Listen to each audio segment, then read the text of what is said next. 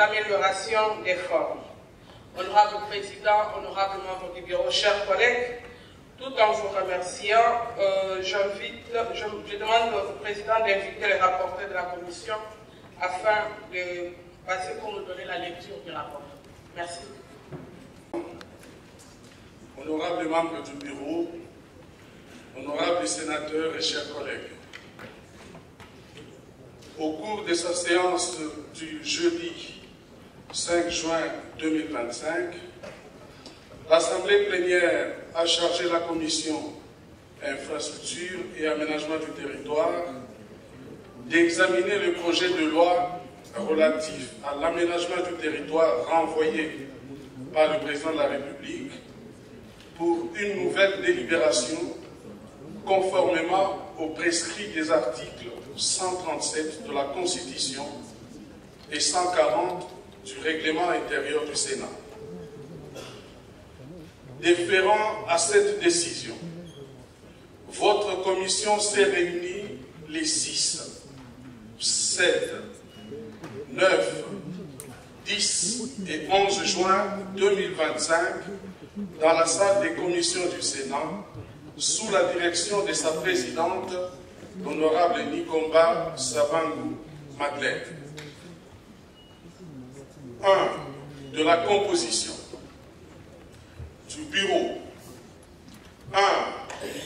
Nikomba Sabangu Madeleine, présidente. Moutima Sakrini Herman, vice-président. Kunda Mutoki Christian, rapporteur. Mouleka Bajikila Florence, rapporteur adjoint. Des membres présents: Bagno Debo Daniel, Diahoya Netukola Jansi,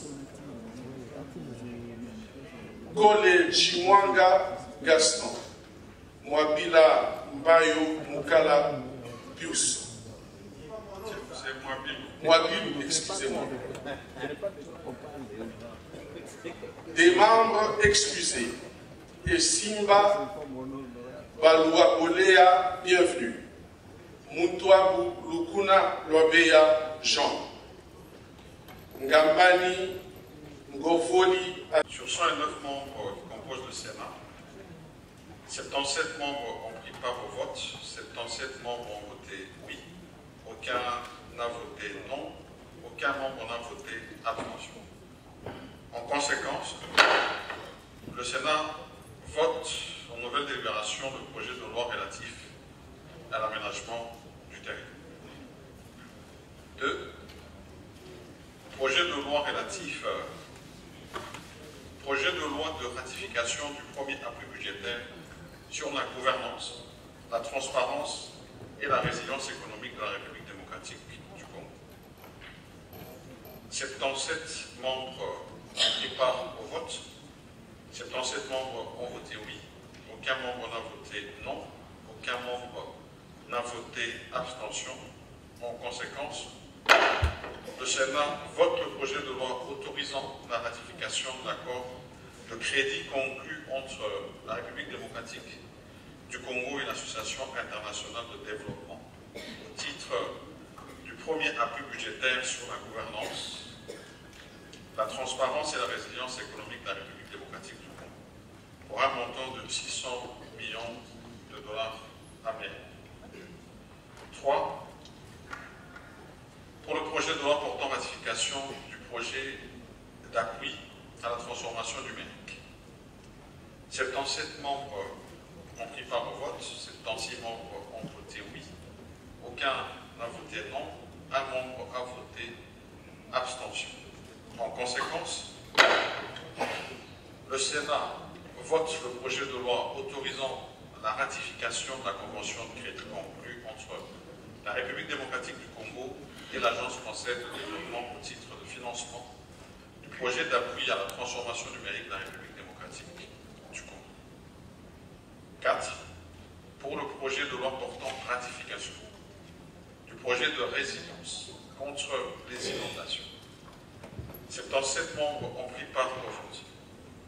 77 membres ont voté oui. Aucun n'a voté non. Aucun n'a voté abstention. En conséquence, le Sénat vote le projet de loi autorisant la ratification de l'accord de prêt conclu entre la République démocratique du Congo et l'Association internationale de développement au titre de projet de résilience contre les inondations urbaines pour un montant de 200 millions de dollars américains. 5. Pour le projet de loi de ratification du projet Ville durable de Goma. 77 membres ont pris part au vote. 77 membres ont voté oui. Aucun membre n'a voté non. Aucun membre n'a voté abstention. En conséquence, le Sénat vote le projet de loi autorisant la ratification de l'accord de crédit relatif au financement du projet Ville durable de Goma. 6. Pour le projet de loi de ratification de réforme des secteurs de l'électricité et de l'eau. 77 membres ont pris part au vote. 77 membres ont voté oui. Aucun membre n'a voté non. Aucun membre n'a voté abstention. En conséquence, le Sénat vote le projet de loi autorisant la ratification de l'accord de dons remboursables conclu entre la République démocratique du Congo et l'Association internationale de développement en sa qualité d'entité internationale accréditée pour la mise en œuvre des financements du Fonds vert pour le climat au titre de financement du projet d'accès, de gouvernance et de réforme des secteurs de l'électricité et de l'eau. 7. Pour le projet de loi de ratification du projet de développement INGA 3, phase 1. 77 membres ont pris part au vote. 77 membres ont voté oui. Aucun membre n'a voté non. Aucun membre n'a voté abstention. En conséquence, le Sénat vote le projet de loi autorisant la ratification de l'accord de crédit conclu entre la République démocratique du Congo et l'Association internationale de développement au titre de financement du projet de développement INGA 3, phase 1, de l'approche programme à phase multiple pour un montant de 250 millions de dollars américains. 8. Pour le projet de loi de ratification du projet de développement de transport et la connectivité. Sur 109 membres que compose le Sénat, 77 membres ont pris part au vote, 77 membres ont voté oui, 77 membres ont pris part au vote, 77 membres ont voté oui, aucun membre n'a voté non, aucun membre n'a voté abstention. En conséquence, le Sénat vote le projet de loi autorisant la ratification de l'accord de crédit conclu entre la République démocratique du Congo et l'Association internationale de développement au titre du projet de développement de transport et la connectivité pour un montant respectivement de 115,2 et 225 millions de dollars américains. 9. Enfin, pour le projet de loi de ratification du projet de transformation numérique. 77 membres ont pris part au vote. 77 membres ont voté oui, aucun membre n'a voté non, aucun membre n'a voté abstention.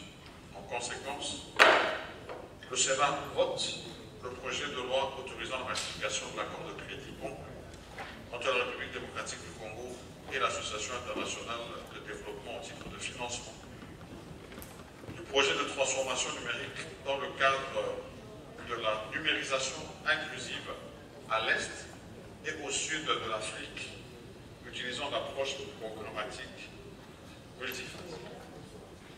Honorables sénateurs et chers collègues, nous arrivons au terme de nos travaux.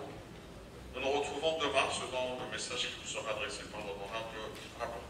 Ainsi, la séance est suspendue.